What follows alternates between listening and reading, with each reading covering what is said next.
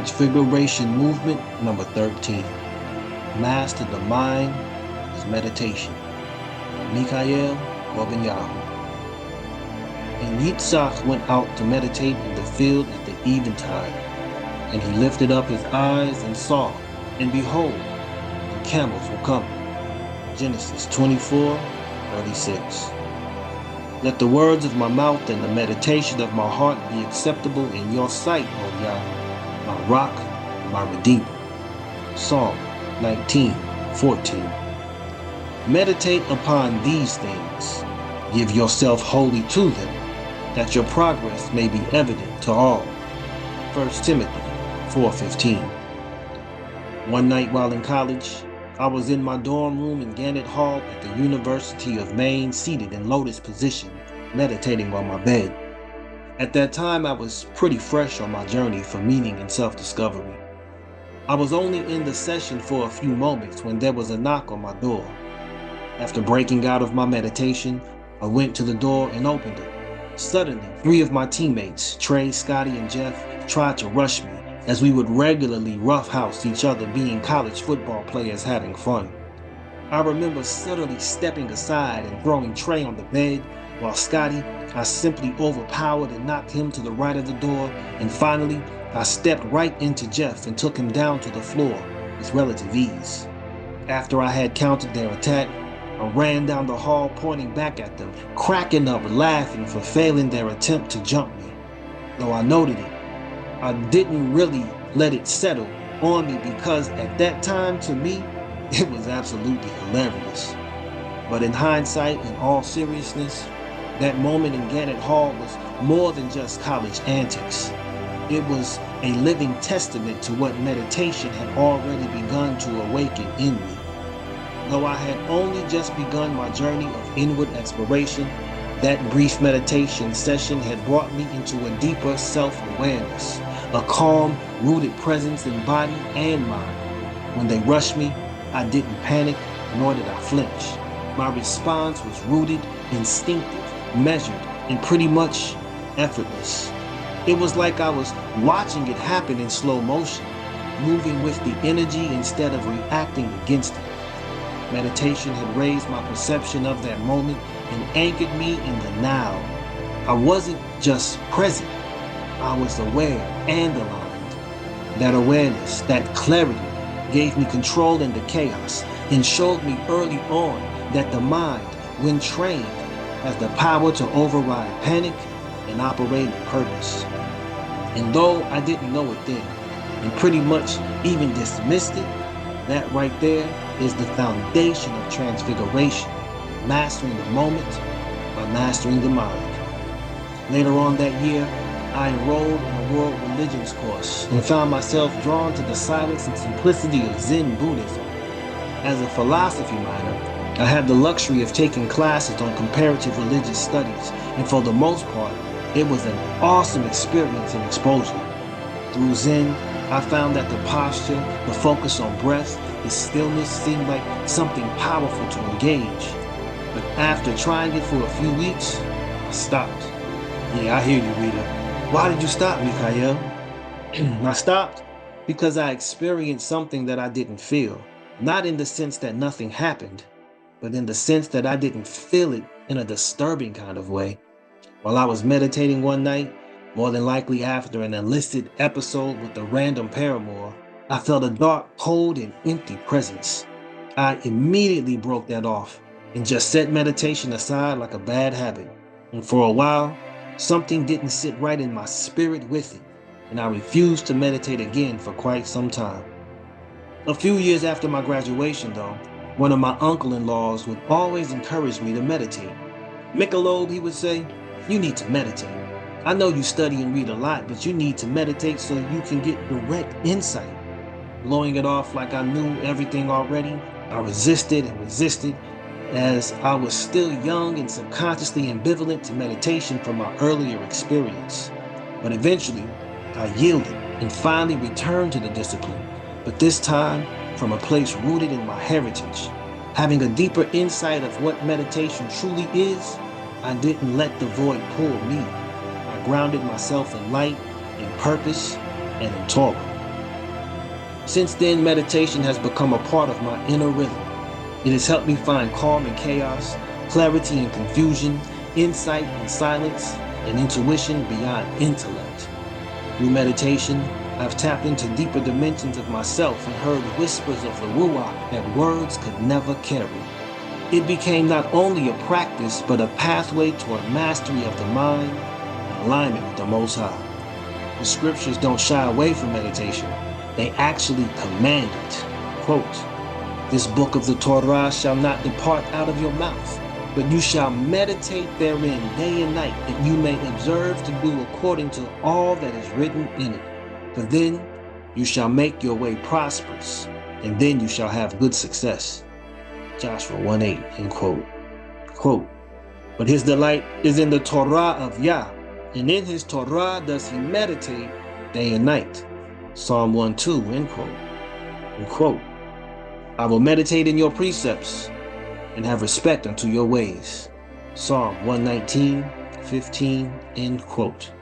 In Hebrew, one of the primary words for meditation is higayon, which appears in several psalms and conveys a sense of deep reflection, inner murmuring, and contemplative utterance. Another related word often used in scripture is siach, meaning meditative conversation or focused internal dialogue. However, for this movement, we draw on the word haga, the root of higayon, which appears in Joshua 1:8. "You shall tohagah therein day and night." This word haga is made up of 3 Hebrew letters, K, Gimmel, and He. He represents breath, revelation, and the Shekinah presence. It is the sound of stillness, the spirit-filled pause that opens and closes sacred speech. Meditation begins and ends in the breath, revealing what is hidden and opening space for holiness. Gimmel symbolizes movement and giving, often depicted as the letter that runs to give. In meditation, this speaks to the flow of supernal energy moving through the soul, the consciousness that moves beyond the ego to give itself fully to presence.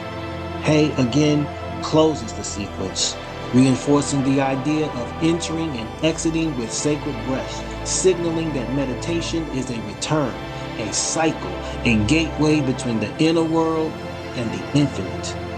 Putting these letters together, haga teaches us that higayon is the sacred act of breathing in revelation, allowing supernal energy to move through us, and breathing out in stillness and awareness.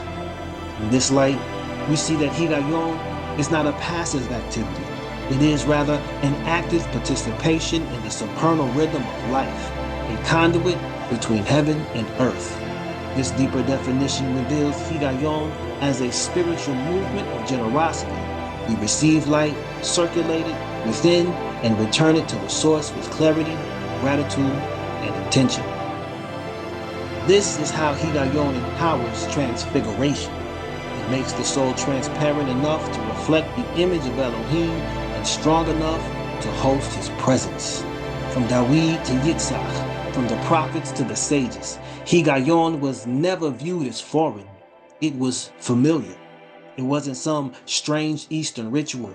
It was our practice of stillness, focused thought, and communion with the Most High. The oral tradition teaches that Yitzhak went out to haga in the field, Genesis 24:63, which the sages interpret as structured prayer and deep contemplation.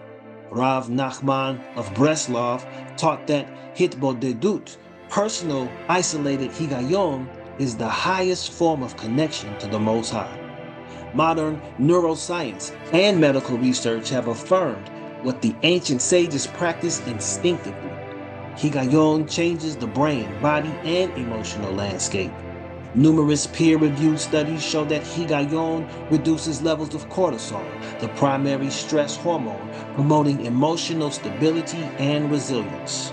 According to a study published in Psychosomatic Medicine, mindful higayon significantly lowers inflammation markers and improves immune function.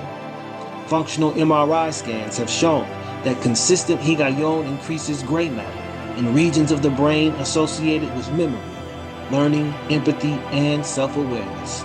Other studies confirm that long-term meditators, in Hebrew, hagutim, exhibit increased gamma wave activity, which is associated with heightened perception, cognitive clarity, and spiritual insight. Higayon also enhances heart rate variability, which is a marker of nervous system health, according to research in the Journal of Alternative and Complementary Medicine. These physiological changes are not simply physical benefits. They create the internal conditions necessary for stillness, spiritual awareness, and higher consciousness. One of the most compelling studies on higayon is called the Maharishi effect, which is a term coined from the research of Maharishi Mahesh Yogi. This study set out to observe haga phenomena undertaken when a critical mass of individuals engage in deep, coherent higayon, particularly transcendental higayon. From the study, research found that there is a measurable decrease in societal stress, crime, and conflict in their surrounding environment. This collective harmony is believed to arise from a unified field of consciousness being activated by the synchronized resonance of those in higayon. While the term is modern, the principle is ancient and deeply consistent with Torah and Messianic consciousness. The Torah tells us that when Israel is united in heart and spirit, heaven responds in peace and provision as revealed in the blessings found in Deuteronomy 28, 1 through 14. Just as Yahushua taught that where 2 or 3 are gathered in my name, there am I in their midst. The collective spiritual focus of set-apart communities has the power to shift the frequency of entire nations. This reveals to us that transfiguration is not just individual, it's communal. When we haga as one, aligned in Torah, ruach, and intention, we generate a spiritual field that not only purifies us internally, but radiates externally, impacting the world for healing, for justice, and for redemption. This is how higayon fuels the movement, not just to be changed, but to change everything around us. We haga, therefore, to remember, reset, and release. We haga not to escape the world, but to engage it with greater awareness and power. Higayon clears the internal noise so we can hear the whisper of the ruach. It resets the nervous system so the body can host peace. It aligns our thoughts so that our actions flow from wisdom instead of reaction. It unlocks the spiritual sensitivity that allows us to see with the inner eye, feel with the inner ear, and walk by the inner flame. As I wrote in Transfiguration Movement number 9, Transformed by Renewing Your Mind, the journey of transfiguration begins in the mind. Higayon is how we train it and harness our thoughts instead of being ruled by them. It's how we root ourselves in the present while staying aligned with the eternal. Higayon, therefore, is not magic, it's mastery.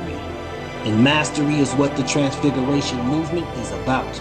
Mastery of the flesh, the mind, the heart, the spirit. We fast, we pray, we study, we submit, and we haga. Because in the stillness, we find the strength. In the quiet, we hear the call. In the centering, we step into the light. The beautiful thing is that there are many ways to haga, but the key is consistency and simplicity. One foundational method is breath awareness, where you focus your attention on your natural breathing rhythm. A helpful practice is to count each complete respiration, inhale and exhale, as one.